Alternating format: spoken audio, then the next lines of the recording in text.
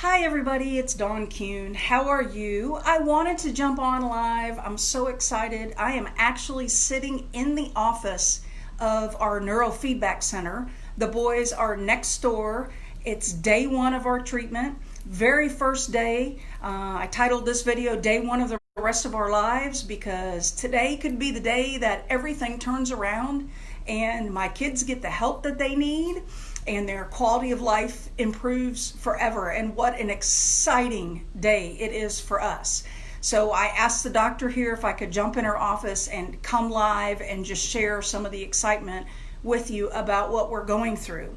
A lot of you have asked since the last video about more information about the neurofeedback testing, the QEEG that I discussed in the last video and the last article that I wrote. You can find all that on my website, www.embraceyournormal.com. And so I wanted to just jump on, not going to be long today, but I wanted to come to you and sort of, if you see my shirt, I'm in absolute warrior mode today.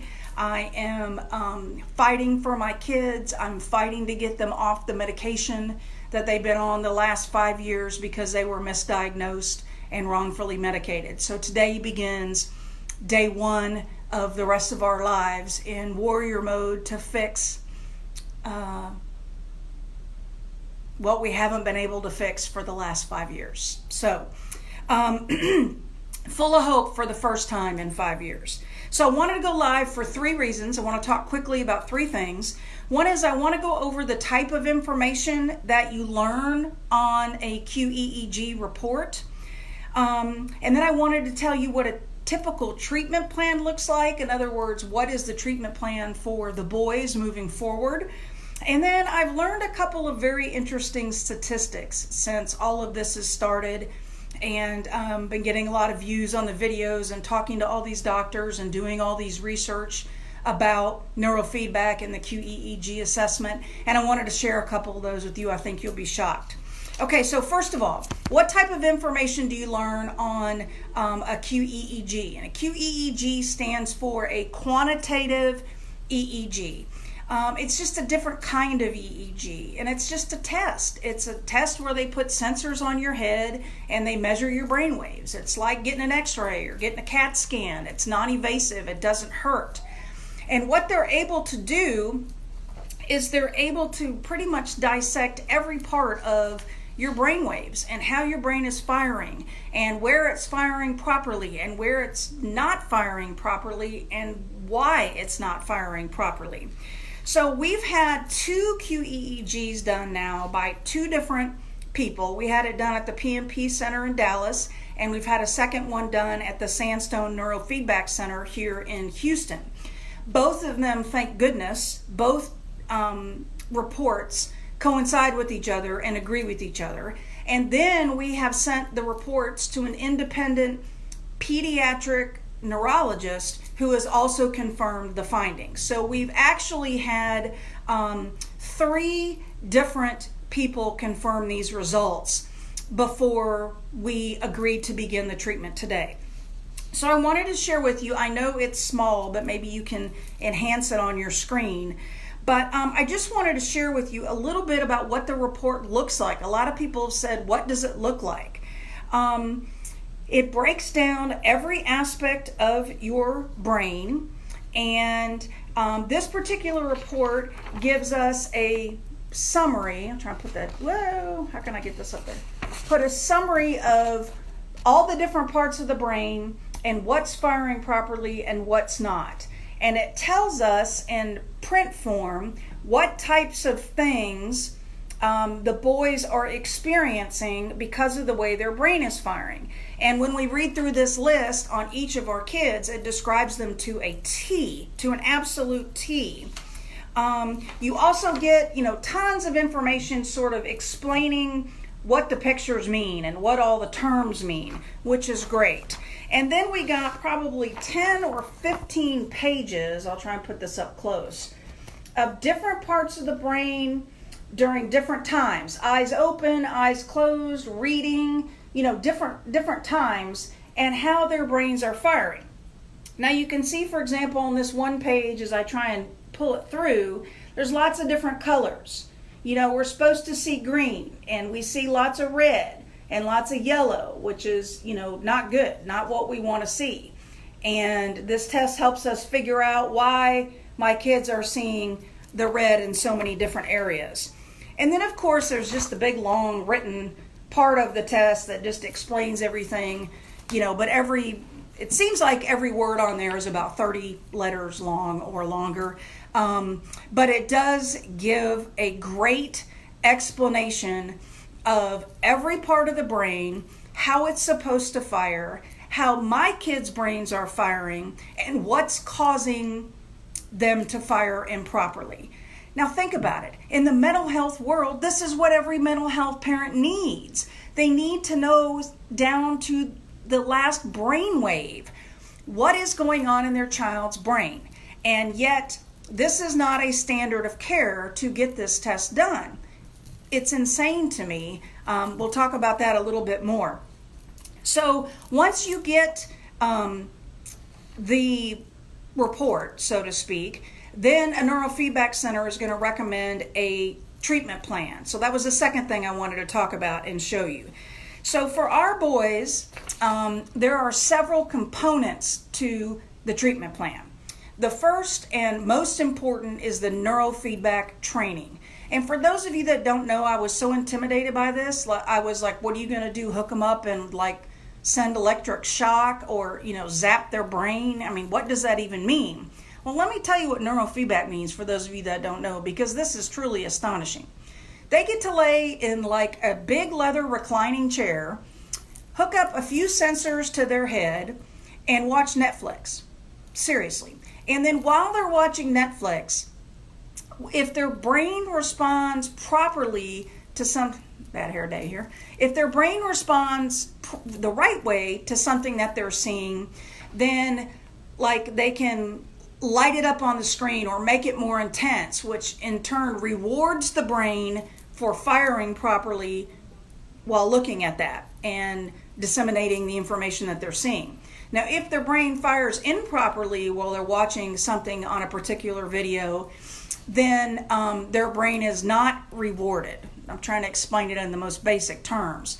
So basically what that does is it trains your brain, and your brain rewards itself for firing properly.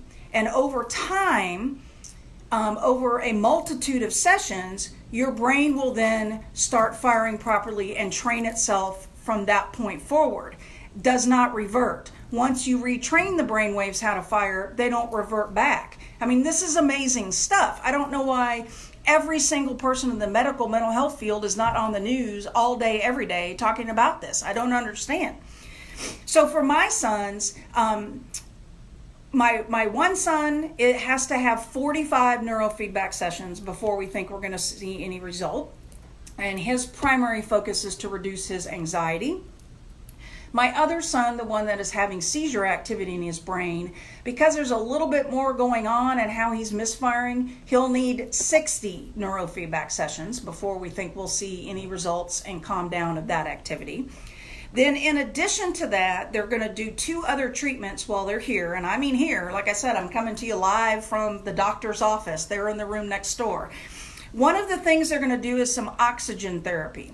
I don't 100% get how it works, but what I do know is that it's exercising kind of on a bike-like machine where they're getting oxygen and they're, how can I explain it? The result is to get more oxygen to the brain, which both of them need. And by doing this over and over again, I think we've got about 30 oxygen therapies. It will actually be training the brain how to provide more oxygen to itself. I mean, this is fascinating stuff.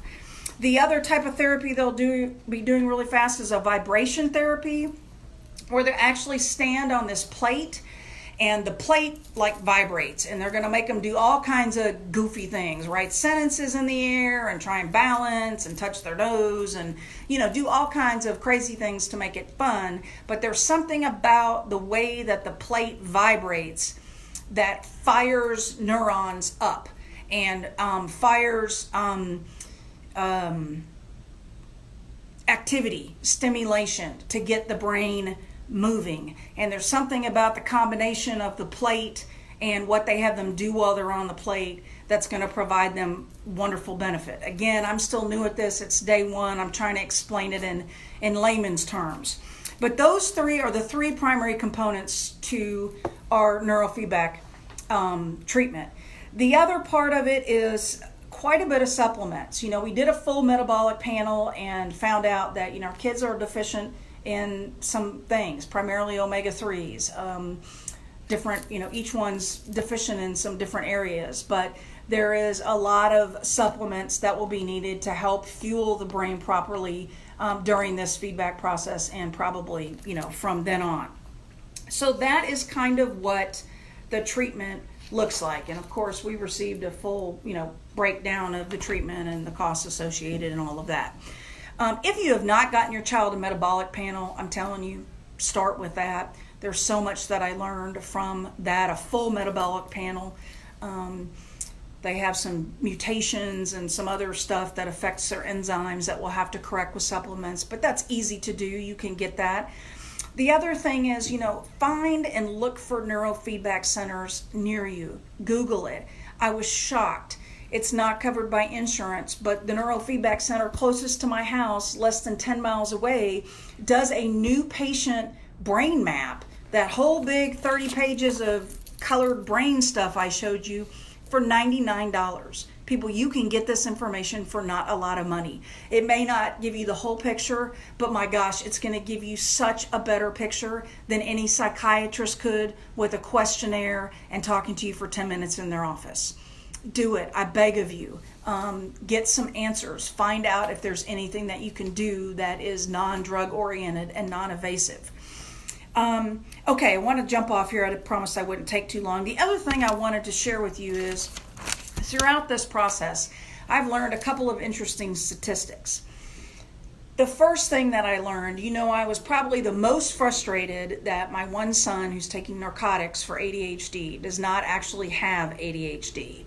And as you know, I talked in the last video, when you go to get tested for ADHD nowadays, it's such a buzzword and a hot button that you walk in, you fill out a questionnaire, you talk to the psychiatrist for 15 minutes, they say, oh yeah, your kid has ADHD, and they put him on a narcotic. Doesn't matter how young. I found out that this QEEG assessment that I've been talking about, that we had done, that I just showed you, was actually approved as an ADHD assessment, a definitive assessment in 2011. The Health and Human Resources Division of the FDA approved it in 2011. And nobody's using it, and no insurance company covers it. Why is this not the standard of care? Why is this not the law that we have to do one of these $99 QEEG tests before a psychiatrist can prescribe a minor a narcotic or other mind-altering drug? I don't know, but I was blown away to find out that it's actually approved as the definitive test for ADHD, and nobody uses it. It is not a part of standard of care in our country. The second, just to leave you with a little bit of hope and happiness, because I want this video to be happy, it's a happy day for us, is I found out that I'm learning all these statistics on how neurofeedback works and how the body does not revert, the brain waves do not revert back. But one of the interesting things that I learned, since I have a son who is literally almost paralyzed with anxiety, just cannot get any thoughts in his brain because he's just anxious all day long, and it's so heartbreaking to see the tests and how much he's carrying around on his shoulders at the tender age of 11. But neurofeedback has an 80% success rate in treating anxiety in kids who are over anxious and getting them down to just, normal levels of anxiety. An 80% success rate. Hello, how many of our kids are told at the base of their issues is anxiety? And here's a treatment that has an 80% success rate that is non-invasive, does not involve drugs, and nobody's talking about it. Nobody told me that this was an option for my son.